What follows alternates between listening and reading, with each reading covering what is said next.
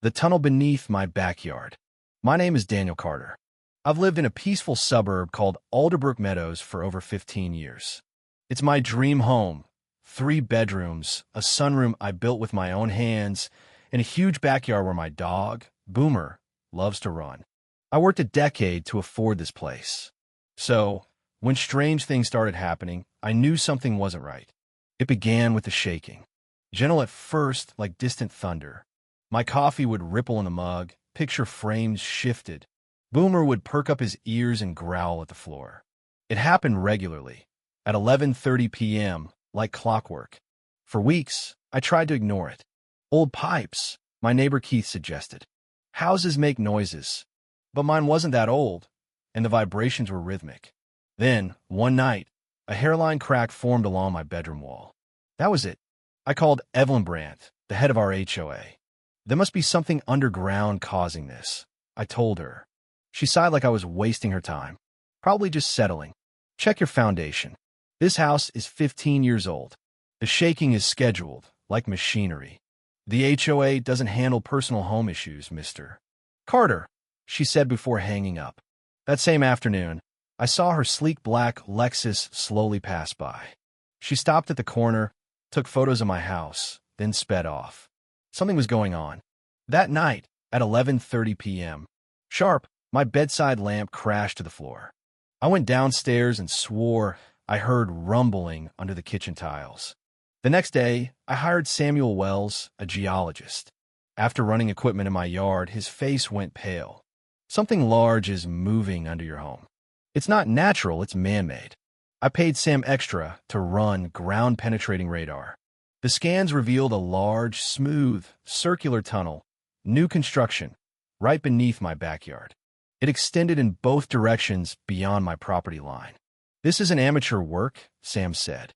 Someone spent millions on this. I called my best friend Eric Dawson, a real estate attorney. When I showed him the scans, he raised an eyebrow.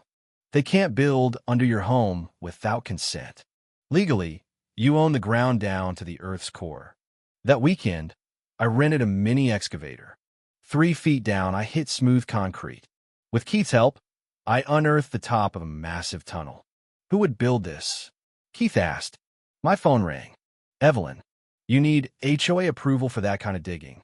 Funny, I said, spotting her at my fence. I was about to ask you about this tunnel under my property. She hesitated. That's city infrastructure. Then why are you here, Evelyn? Emergency HOA meeting tomorrow. Fill the hole back in. After she left, we found a metal hatch embedded in the concrete, engraved with the Alderbrook Meadows HOA seal. This wasn't city infrastructure. Our HOA had built a secret tunnel. That night, I pressed my ear to the basement floor. A low rumble. Wheels on tracks. A train. The next evening, I walked into the HOA's emergency meeting with Sam's images, my deed, property maps, and a voice recorder. Evelyn looked calm, but her clenched fists told another story. Mr. Carter has been conducting unauthorized excavation, she announced. I stood. Is that what we're calling it? How about a secret train tunnel under my home? Chaos. Voices rose, chairs scraped.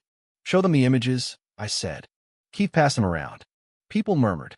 Evelyn's assistant, Barbara Grant, stood up. It's a community improvement project. Direct tunnel access to the city center. On my property, without my consent, I countered. We assumed easement rights. Not into my living room. I snapped. Show me where it says that in my deed. We've already invested $2.5 million, Evelyn said. Then you shouldn't have built it illegally.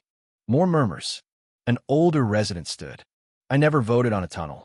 Security reasons required confidentiality, Evelyn replied. Then show the permits, I demanded. This meeting is about your unauthorized digging and your shady project beneath our homes. Darren, another neighbor, stood.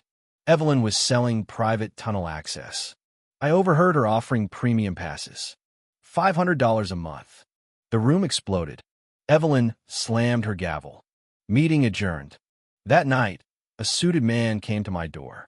Mr. Carter, I'm Ronald Kane, legal counsel for the HOA. Sign these documents. Acknowledge infrastructure rights and confidentiality. Not a chance. Then formal measures will be taken. Du violet hacote. Fines begin immediately. The next morning, a violation notice on my door. 17 of them. My grass was too long. Boomer, apparently, exceeded weight limits. My car wouldn't start. Sugar in the gas tank. Later, I received a note in my mailbox. Drop it or lose everything. Then came the surveillance. A black SUV followed me to Eric's office. Margaret Simmons, another HOA exec, was behind the wheel. Eric grinned. They made a huge mistake. County records show no permits filed. That tunnel? Legally yours. The next morning, 27 more violation emails. HOA patrol cars circled my house hourly, sirens flashing. My garden was destroyed, my security cameras smashed. They're escalating, Keith whispered. Why is this tunnel so valuable to Evelyn? They're selling VIP access, Keith replied. Private keys. Reserve parking. Big money. I called Eric. We're going nuclear. We filed a property claim. The county recognized my ownership over the tunnel section. Evelyn called. Her voice was cold. You're making a mistake. Not as big as building under my land without permission. She went silent when I mentioned diverted funds and fake companies getting tunnel contracts. The next day, Evelyn tried to bribe me. $6 million. Too late, I replied. I meet with the city transit director in an hour. She stormed off. At the transit authority, Director Mallister reviewed my documents. Evelyn approached us months ago. We needed that route, but she never had rights. Edo. He nodded. We're prepared to buy your segment. He slid a number across the table. $8.7 million. Add $1.3 million for damages, I said. He agreed. News broke that evening. Reporters filled my street. The HOA accused me of holding the community hostage. Only Keith texted, stay strong. Graffiti appeared on my garage. Greedy. Eric found more.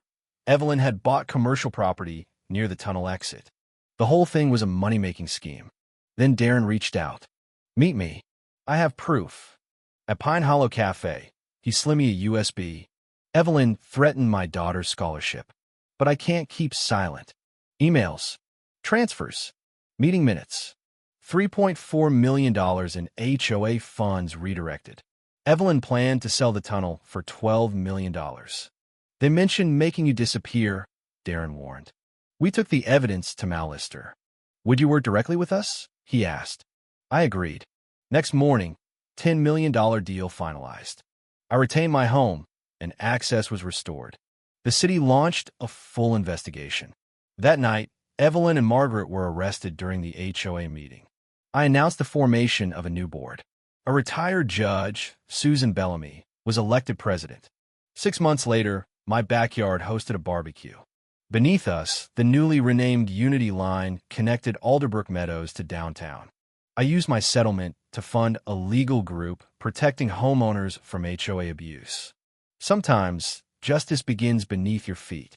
And sometimes, a tunnel leads not to darkness, but to truth, freedom, and a future no one could have imagined.